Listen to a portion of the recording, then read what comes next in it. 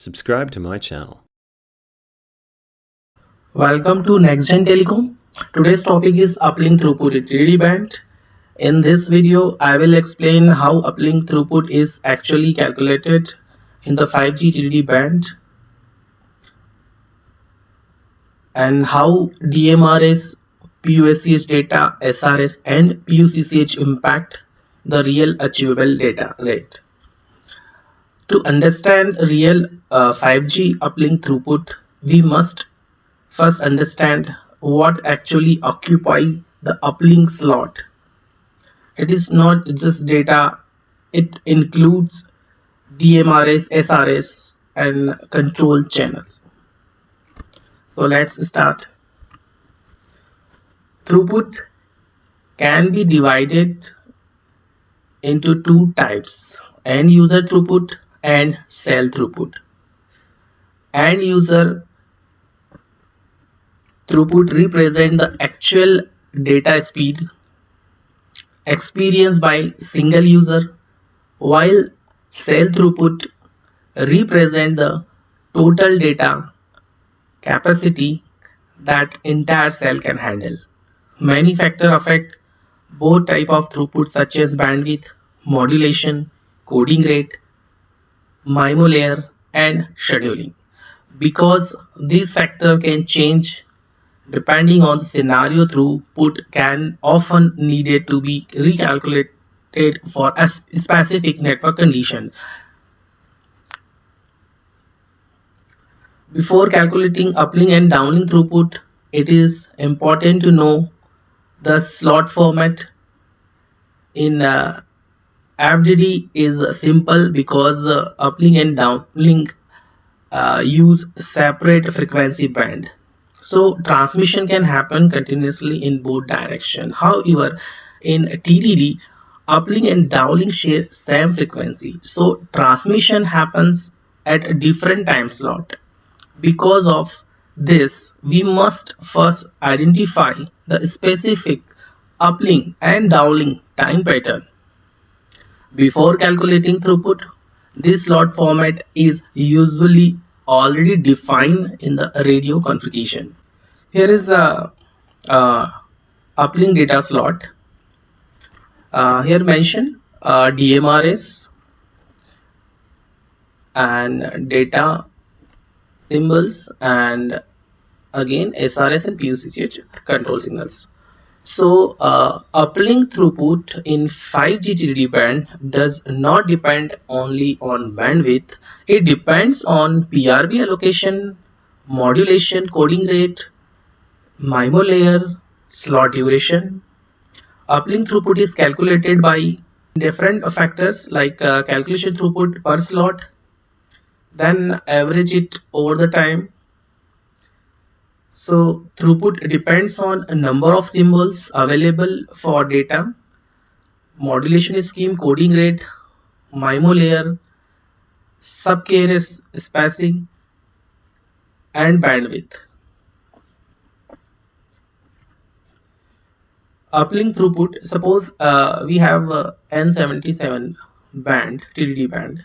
The frequency range here is 3300 megahertz to 4200 megahertz. So it's use TDD, and which means uplink and downlink use the same frequency but different time slot, because in TDD uplink throughput depends on how much time is allocated to UL. So first we have to calculate the PRB. How many PRBs are actually we have? So here we take 100 megahertz bandwidth. Sub-carrier spacing is 30 kilohertz according to numerology, and each PRB contain 12 subcarrier. One PRB bandwidth we can calculate 12 into 30 kilohertz, 360 kilohertz for it's a 1 PRB bandwidth.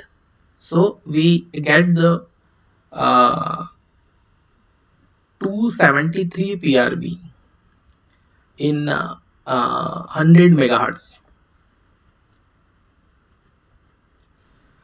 In this slide is show for the arrange time slot arrangement for downlink and uplink. Also here you can check the SSB slots are available. It's configurable according to periodicity.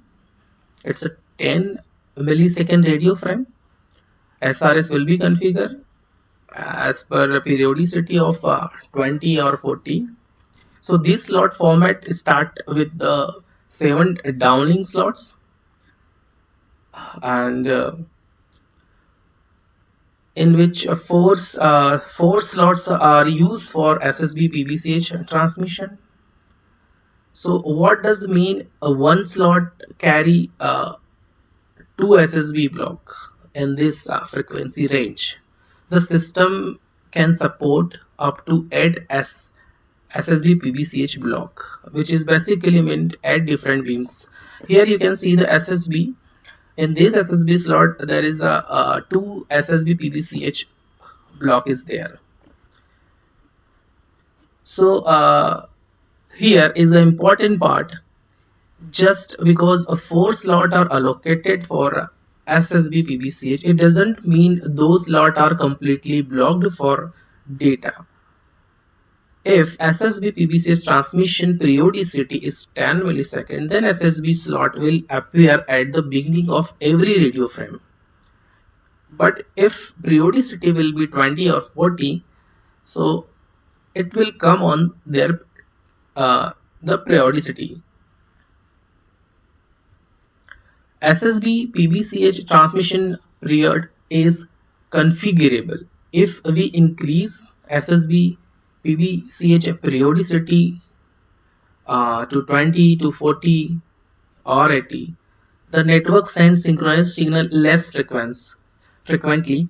This reduce overhead, but UE may take more time to detect and access the cell. So configuration, mostly they are using 20 millisecond for the SSB PBC's transmission to access the cell. Here is in this slide it's a channel bandwidth and calculation of PRB, resource element per PRB per slot. So it is calculated here how many PRBs how many resource element per PRB per slot is here, and here channel bandwidth. According to channel bandwidth, if we use a 256 com and coding rate 0.926, so in so if we have a 100 megahertz band, we get the 220 Mbps. So how we can get this? We can see the upcoming slides. Here uplink slot structure. In uplink slot structure, we see here this is the uplink slot. Okay, so first symbol is already engaged by DMRS and SRS and UCCH. All the three symbols are already occupied. Okay, so PU SSDMRS and to last symbol is SRS PUCCH. So remaining symbol for PUSCH data is 11. Only 11 symbol is transmit the data. So uplink value are slightly lower than downlink. So in downlink there is a more a symbol, and uplink only have 11.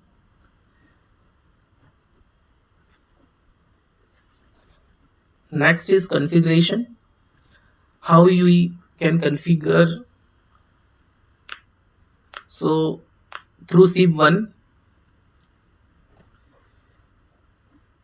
you will receive serving cell config common. Here TDD ULDL configuration common.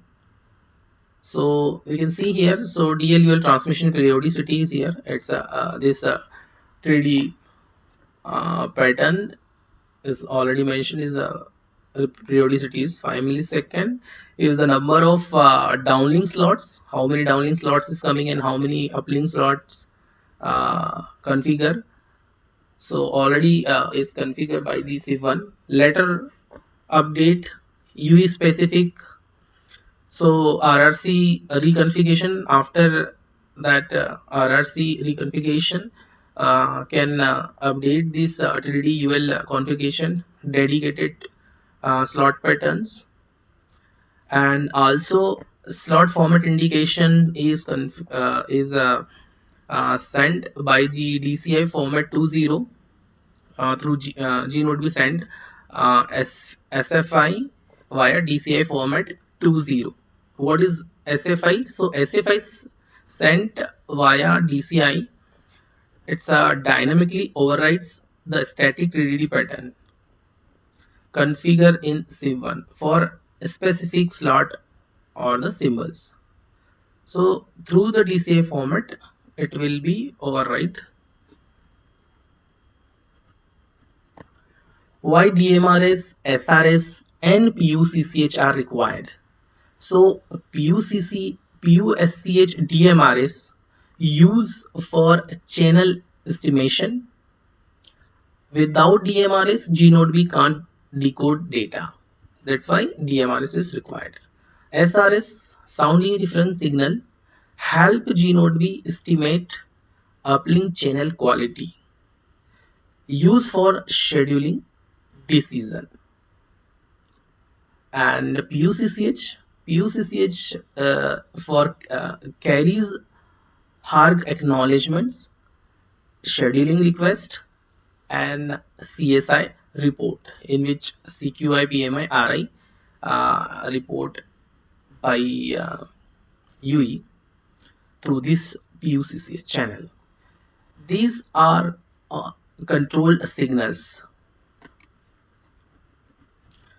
Slot format indications, already we discussed slot format indications, UE whether each OFDM symbol in TD slot in downlink and uplink or flexible. So it enable proper transmission, reception, switching, and support dynamic TDD operations. In 5G NR, slot format indication is carry in DCI format 20 transmitted on the PDCCH. The DCI convey a slot format index that point to pre-configured symbol level DLUL pattern and enabling dynamic TDD. In this slot, how many TD pattern exist? So there are the standard slot format defined by the 3GPP 38.213. This format determines the arrangement of downlink and uplink and flexible symbols for a single slot of 14 symbols. So in this pattern require the periodicity. The cycle can repeat every 0.5 millisecond, 1 millisecond, 2 millisecond, 2.5 millisecond, 10 milliseconds. So periodicity, what periodicity is configured, and so three main 3D configuration is there. Static, so it's a cell specific, and this 3D patterns configured through the broadcast in C1 applies to all UEs in cell for basic synchronization. Second, UE specific, semi-static. So UE is in a UE specific configured via RRC signaling to refine the static pattern for specific user needs. And third one is dynamic.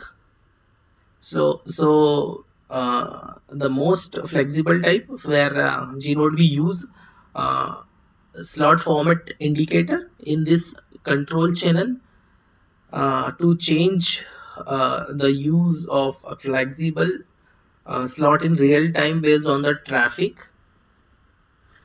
And in this slot, the common TDD pattern examples here. Many TDD patterns is here, and it's broadcast via the SIV1. This parameter name is TDD ULDL configuration common. The purpose and the cycle length. What is the structure? All are the mentions here. So, so the question is, does DCI 20 define symbol direction directly?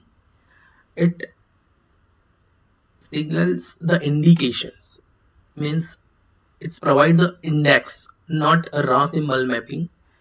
And we must decode PDCC correctly.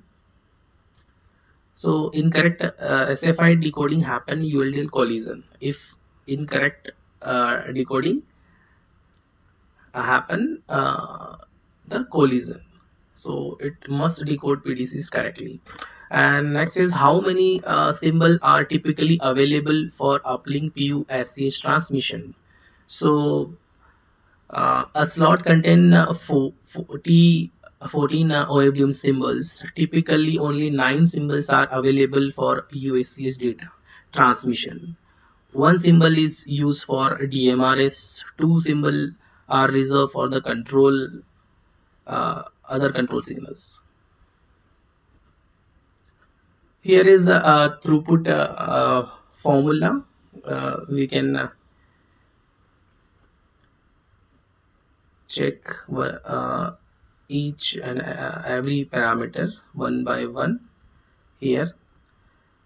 Yeah. So you can see here in this formula the summation of number of layers is denote the number of layers in G node B transmission stream in to the UE. So if we are using only one layer, so J will be 1 here. And second is modulation order. It represents the modulation, which modulation order you are using. So if 256 com, so 8 value is multiply this layer. And third one is scaling factor. So what is scaling factor is? So scaling factor reported by UE capability informations.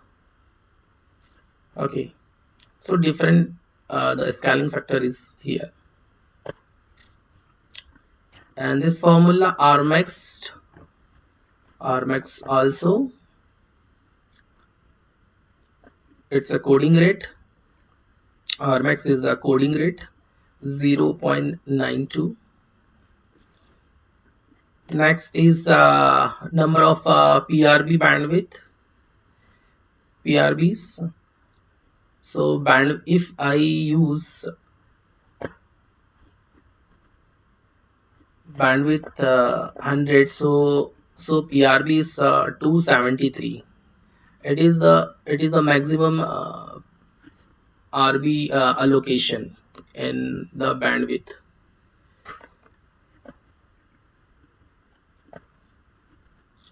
And this 12 is represent subcarrier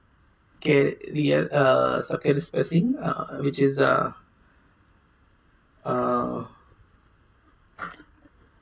represent the frequency 12. And next one is yes, OH is present here.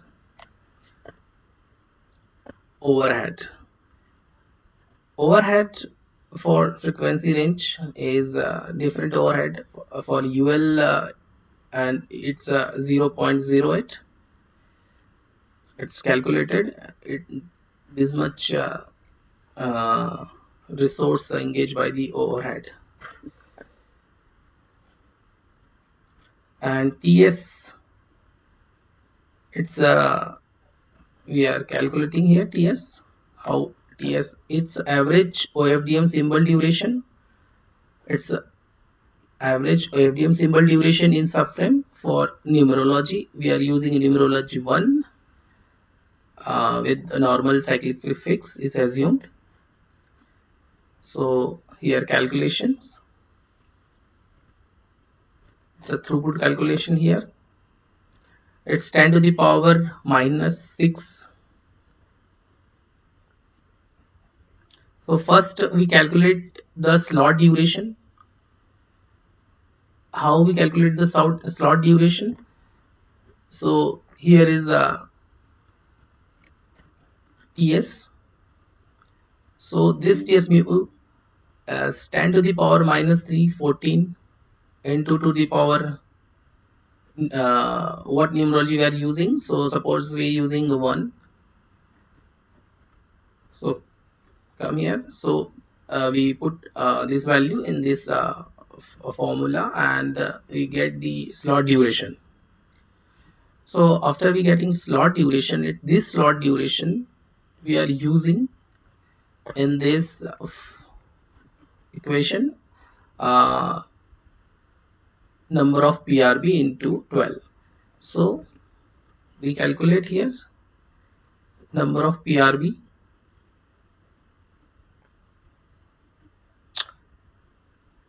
into 12 and divide by the slot duration.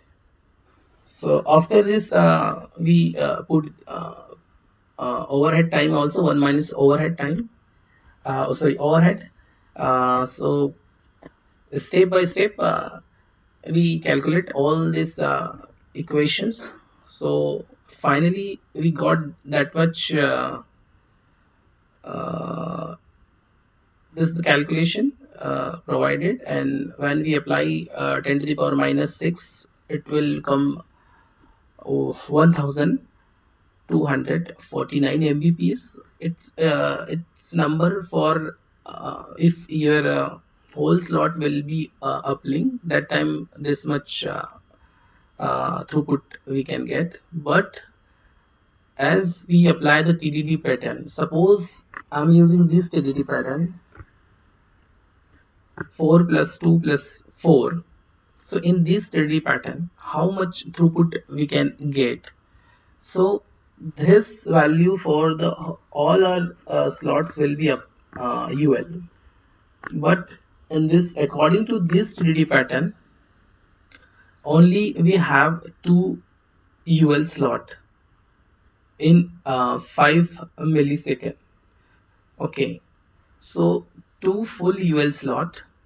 Each slot have 14 symbols. So 2 slot is there. So 28 UL symbols only we have. And if talk about the special symbols, so 3 symbols are only for the uplink, 6 for the downlink, and 5 is guard period. So this is the 3. So 28 plus 3, 31 UL symbol is present. If I use 30 kilohertz, numerology is 1, and so in 10 slot in 5 milliseconds, so 14 symbol per slot.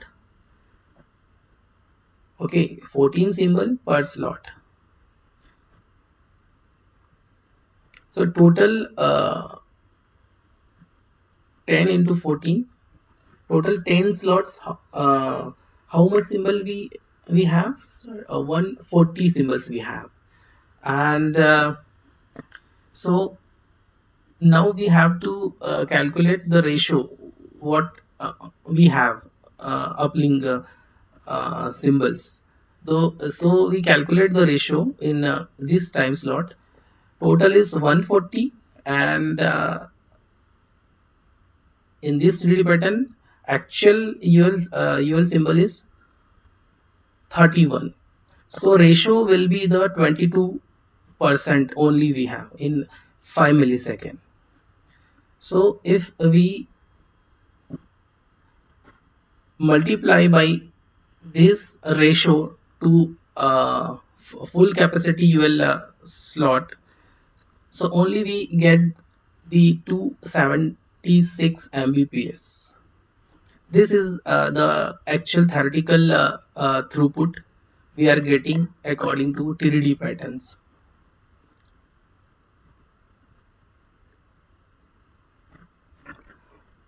I hope you understand all this. Thank you. Like and subscribe. Thank you. Don't forget to subscribe.